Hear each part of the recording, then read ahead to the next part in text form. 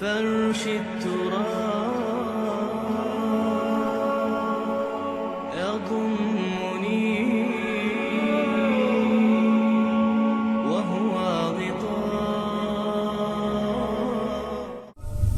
کوئی شخص یقین کے ساتھ نہیں کہہ سکتا کہ اب حالات کا کیا رخ ہوگا، اس لیے کہ ظاہر بات ہے قرآن مجید میں مستقبل کے بارے میں خود حضور سے کہلوایا گیا، وَإِنْ أَدْرِي أَقَرِيبٌ أَمْ بَعِيدٌ مَا تُوعَدُونَ. لوگوں مجھے معلوم نہیں ہے کہ جس بات کی تمہیں خبر دی جا رہی ہے وہ قریب آ چکا ہے یا دور ہے. وَإِنْ أَدْرِي لَعَلَّهُ فِتْنَةٌ لَكُمْ وَمَتَاعٌ إِلَىٰ حِينٍ. اور میں نہیں جانتا، ہو سکتا ہے اللہ کچھ اور مہلت دے دے تمہیں، اور کچھ اور آزمائش جو ہے اس کے لیے تمہارے لیے کوئی اور مہلت عطا فرما دے، ہو سکتا ہے. تو میں بھی کسی دعوے سے نہیں کہہ رہا، لیکن دو امکانات ہیں. امکان نمبر ایک کیا ہے؟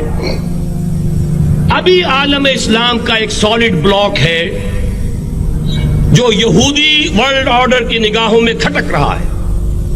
میں کھٹکتا ہوں دل یزدہ میں کانٹے کی طرح. اگرچہ ان کی اسٹریٹجی کیا ہے، ایک ایک کر کے ان کے حصے بکھرے کر کے تیا پانچا کرو. ابھی وہ بلاک کون سا ہے؟ ایران ہے، افغانستان ہے، پاکستان ہے، اور روسی ترکستان سے آزاد ہونے والی جو ریاستیں ہیں. یہ ایک سالڈ بلاک. یہ عجمی مسلمان عربی نہیں، عربی گئے، یہ نوٹ کر لیجئے. اس لیے کہ عربوں کو اللہ نے فضیلت دی تھی، محمد ان میں سے تھے صلی اللہ علیہ وسلم، یہ رتبہ بلند ملا جن کو مل گیا. لیکن ساتھ ہی اللہ نے دھمکی بھی دے دی تھی سورہ محمد میں، ان تتولوا یستبدل قوما غیرکم. اگر تم پیٹھ دکھا دو گے اس مشن کو جو ہم نے تمہارے حوالے کیا ہے، تمہیں ہٹائیں گے، کسی اور کو لے آئیں گے. اور یہ بات ہو چکی ہے 13ویں صدی عیسوی میں. 1258 میں جب سقوط بغداد ہوا ہے، عربوں کے ہاتھ سے عالم اسلام کی قیادت چھین لی گئی، معذور کر دیے. اس کے بعد قیادت کن کے ہاتھوں میں آئی؟ ترکوں کے ہاتھ میں. ترکان تیموری ہندوستان میں، ترکان صفوی ایران میں، ترکان سلجوقی مڈل ایسٹ میں، اور ترکان عثمانی کا تو کہنا ہی کیا ہے. وہ ایشیا مائنر سے چل کر آپ کو معلوم ہے کہ مشرقی یورپ کا کتنا بڑا علاقہ، دی گریٹ آٹومان امپائر کی صدی کے آغاز تک قائم تھی. اس صدی میں عجیب عجیب معجزے ہوئے ہیں. گریٹ آٹومان امپائر جو 3 بر اعظموں پر محیط، نام و نشان ختم. The great U S S R, نام و نشان ختم. اب تو روس صاحب ایک ملک کی حیثیت سے رہ گئے. یہ اس صدی میں 2 اور وقت نہیں ہے میں اور آپ کو کیا بتاؤں. اس صدی میں تو بڑے بڑے عجوبے ہوئے ہیں، بڑی بڑی 2 عظیم جنگیں ہو چکی ہیں، تیسری جو ہے سر پر کھڑی ہے، دور نہیں ہے، جس کو حدیث میں کہا گیا ہے الملحمۃ العظمی، تاریخ انسانی کی عظیم ترین جنگ، اور وہی صلیبی جنگ جس کا آغاز بوسنیا سے ہو چکا ہے. بہرحال اس وقت جو میں کہہ رہا تھا، ورنہ میرے پاس تو یعنی یہ کہ درد دل کہنے کے لیے وقت نہیں ہے، مجھے اپنی بات کو محدود کرنا پڑ رہا ہے. لیکن میں اب آ رہا ہوں اصل موضوع کی طرف، کہ ایک امکان تو یہ ہے کہ اس بلاک میں اسلام کا احیاء ہو، اور اس کے لیے کچھ نویدیں بھی موجود ہیں احادیث نبویہ میں. وہ تو آپ نے سنا ہوگا اقبال کا شعر، میرے عرب کو آئی ٹھنڈی ہوا جہاں سے، میرا وطن وہی ہے، میرا وطن وہی ہے. حدیث میں آتا ہے یخرج ناس من المشرق یؤتون للمہدی، یعنی سلطان ہی، مشرق سے فوجیں نکلیں گی کہ جو کہ مہدی کی حکومت قائم کریں گی، اور یہ ہوں گے حضرت فاطمہ کی نسل ہی سے رضی اللہ تعالی عنہا. لیکن عالم عرب کے اندر پھر ایک طاقت بن کر ابھریں گے، باطل کی قوتوں کے خلاف جہاد کریں گے. لیکن ان کو مدد آئے گی 2 طرف سے، ایک زمینی مدد آئے گی مشرق سے، ایک آسمانی مدد آئے گی. عیسیٰ ابن مریم کا نزول، حضرت مسیح علیہ الصلوۃ والسلام جو زندہ آسمان پر اٹھائے گئے تھے، نازل ہوں گے. اور در حقیقت ان 2 مددوں کے نتیجے میں پھر یہود کا قلعہ قمع ہوگا، اور یہی گریٹر اسرائیل ان کا گریٹر گریو یارڈ بن کر رہے گا، عظیم تر قبرستان بن کر رہے گا. اس کی بڑی واضح حدیثیں موجود ہیں، اس کی بڑی تفصیلی خبریں موجود ہیں. یہ احادیث کی کتب کے اندر بدقسمتی سے ہماری اس کی طرف توجہ نہیں. ایک تو یہ ہو سکتا ہے. اسی طریقے سے ایک اور حدیث ہے، ترمذی شریف کی روایت ہے، یخرج من خراسان آیات سود لا يردها شيء حتی تنصب بإیلیا، اور خراسان حضور کے زمانے میں آج کے افغانستان کا نام تھا۔ جتنا خون یہاں پر خلوص کے ساتھ دیا گیا ہے اس کی مقدار بھی کم نہیں ہے، یہاں سے خیر برآمد ہوگا۔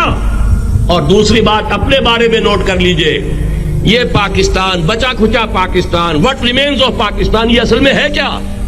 مولانا بہت خوبصورت انداز میں فرما رہے تھے، یہ 313 نہیں تھے، اسلام تھا۔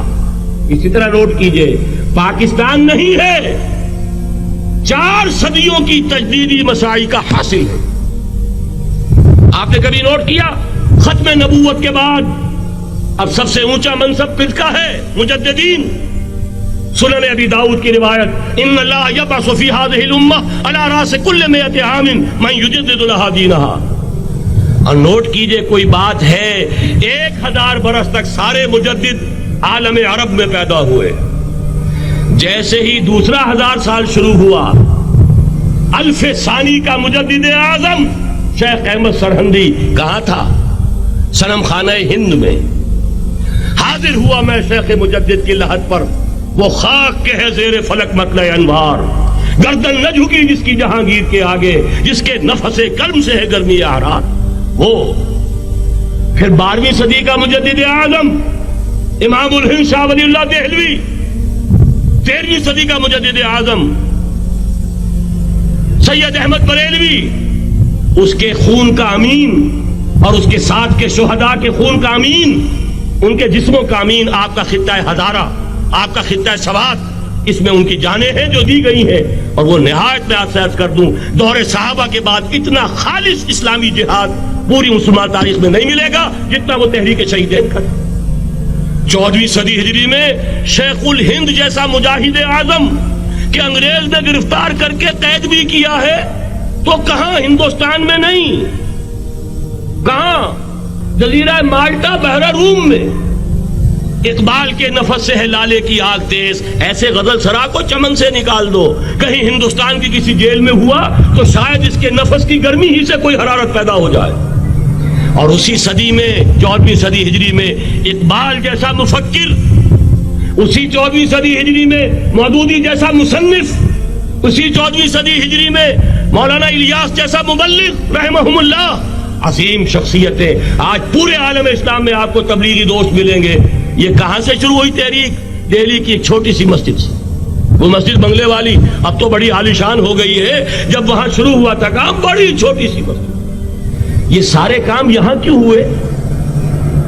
پورا عالم اسلام آزاد ہوا، کہیں نعرہ اسلام کا نہیں لگا، کہیں عرب قومیت پر، کہیں کسی اور عصبیت پر تحریکیں چلی ہیں، صرف تحریک پاکستان تھی کہ پاکستان کا مطلب کیا؟ لا الہ الا اللہ۔ کوئی سبب ہے کہ یہاں قرارداد مقاصد پاس ہوئی، حاکمیت اللہ کی ہے، کہ اکبر نام لیتا ہے خدا کا اس زمانے میں۔